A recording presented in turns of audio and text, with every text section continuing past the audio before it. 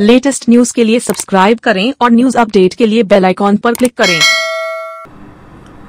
ये एक प्रोसीजर को हम टेवार बोलते हैं, मतलब ट्रांस-थोरैसिक एंडोवास्कुलर आउटिक रिपेयर। उसमें क्या होता है कि हार्ट का जो सबसे बड़ा नली होता है जो पंप करके ब्लड भेजता है ऑल ओवर बॉडी, तो छाती में से होके फिर एब्डोमेन में जाता है, पेट में जाता है और दोनों पैरों को ब्लड सप्लाई करता है। तो छाती का भाग का जो पोर्शन है, जिसको आउटा बोलते हैं, थोरैसिक आउटा बोलते हैं, वो कभी कभी फुग्गारा जैसा फूल जाता है। तो ये जो लेडी है, ये 83 ईयर ओल्ड लेडी के थे, बुजुर्ग महिला थे। उनको काफ़ी लंबा टाइम से ब्लड प्रेशर था और उनका वो छाती में जो आउटा है, जो सबसे बड़ा खून का नली है, वो फुग्गारा जैसा फूल गया था और एक जगह पे फट गया था। और फट के वो क्या होता है कि फेफड़े का जो श्वास नली है उसमें ओपन हो गया था। तो ब्लड जो है हार्ट से होके, वो आउटा से होके, एन्युरिज्म के थ्रू से फेफड़ा से होके बाहर निकल रहा था।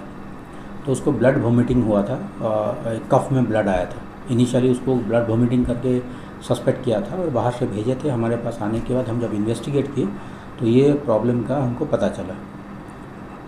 तो उसको जो कम्युनिकेशन हो गया था उसको बंद करना ज़रूरी था एक, और दूसरा जो बैलून जैसा फुग्गारा था उसको भी रिपेयर करना था। तो एक टाइप का एक एंडोवास्कुलर स्टेंट आता है, इसका जो एक मेटल पीस में बना रहता है और उसको चारों तरफ एक डेक्रन पैच रहता है, एक पतला कपड़ा जैसा एक रहता है, उसको एक जैसा एक ट्यूब बन जाता है।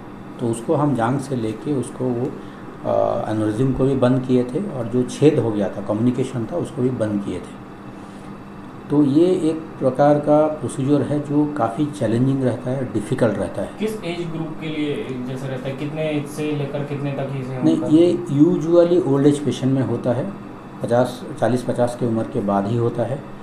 लेकिन हमारा जो पेशेंट थे, जो महिला थे, वो 83 ईयर का थे और वो काफ़ी लीन एंड थीन भी थे, बहुत दुबले पतले भी थे।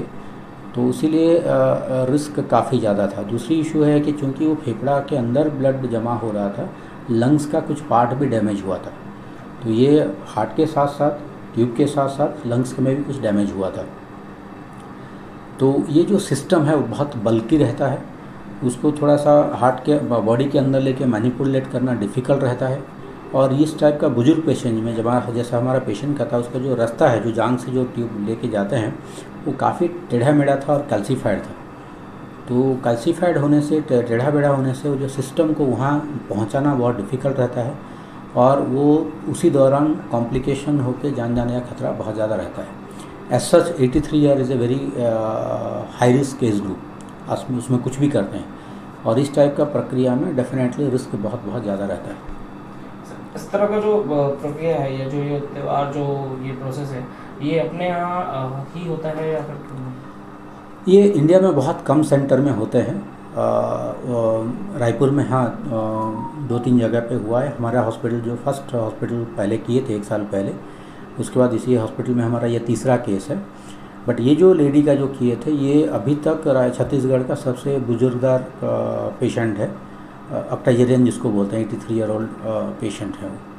तो इस तरह इसके लिए पहले कैसे होता था, क्या बाहर जाना पड़ता था? और अब हाँ, कुछ 1 साल पहले जब हम पहली बार यहाँ शुरू किए थे उसको, मोस्ट ऑफ द केसेस बाहर ही होता था, क्योंकि जैसा बताया था इसमें टेक्नोलॉजिकल स्किल, ऑपरेटर स्किल बहुत ज़रूरत पड़ता है, अवेलेबिलिटी का इशू रहता है और बहुत इम्पोर्टेंट ये टोटल सिस्टम जो है बहुत कॉस्टली आता है, क्योंकि जो डिवाइस आता है वो थोड़ा सा कॉस्टली आता है। तो आज पहले 1 साल पहले मोस्ट ऑफ द प्लेसेस, जब भी हमारे पास ऐसा पेशेंट आता था या छत्तीसगढ़ का कोई भी पेशेंट आता था, उसको हम कोई महानगर को, जैसा हैदराबाद या दिल्ली भेजते थे ये सब काम करने के लिए। बट फॉर्चुनेटली स्किल ग्रोथ होने की वजह से और एक्सपोजर होने के बाद अब आजकल हम लोग भी यहाँ करने लगे हैं इसको। ये कितना इसमें होता है आम लोगों के लिए, मतलब कितना मिनिमम चार्ज इसमें? एक जैसा बताया, ये कॉस्टली रहता है। वो जो सिस्टम आता है उसको जो एंडोवास्कुलर स्टेंट होता है, डिपेंडिंग अपॉन उसका जो मेक है और डिपेंडिंग अपॉन द साइज़ है, वो कम से कम 5-7.5 लाख से कम नहीं आता है।